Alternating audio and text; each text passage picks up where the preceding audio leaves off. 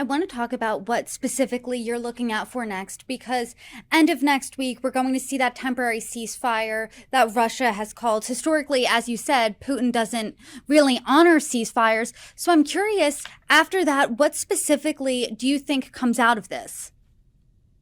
Well, it remains to be seen overall how the talks on US-Russia normalization also progress.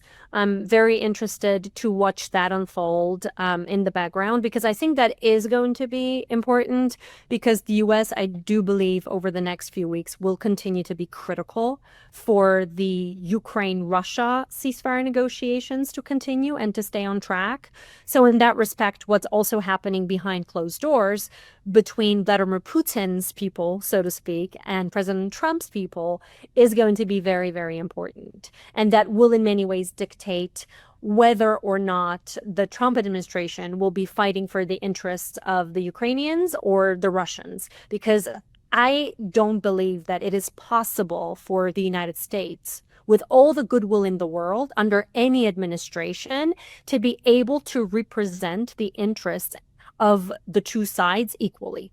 That's just not possible. Any deal maker, I think, would tell us that the U.S. would have to lean in one direction a little bit or the other. Being purely objective is going to be very hard because, let's face it, we are still in the middle of a war.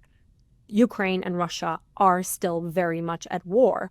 And it's going to be hard for anyone to say that we are being purely objective here.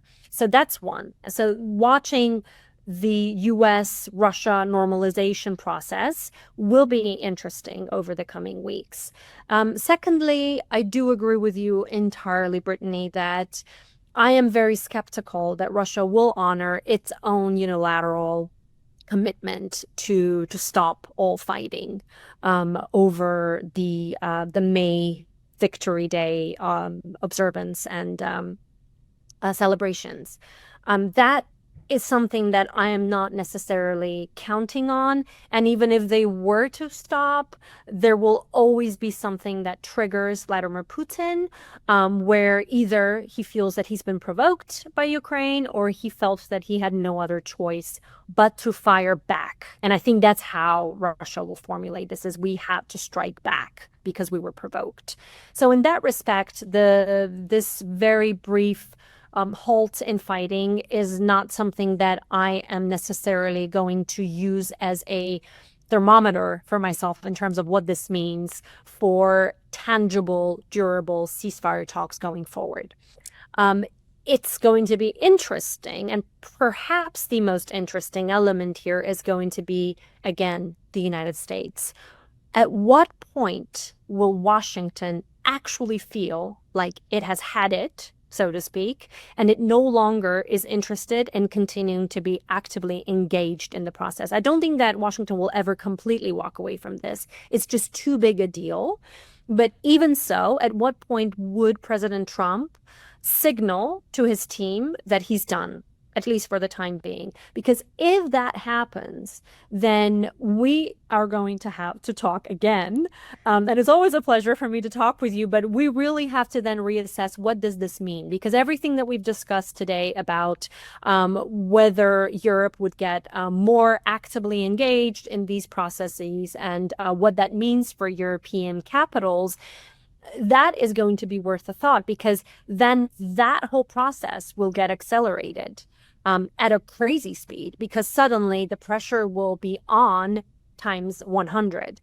So let's see what happens. But these are some of the signposts for myself and for us at Eurasia Group that we're watching very closely. And of course, we have to bear in mind that aside from diplomacy and negotiations and a lot of politicking that is going on, there's actual battlefield developments that are very, very important to bear in mind. And we need to see what's happening on that front. There is nothing that is going to be changing the situation overall over the coming days and weeks.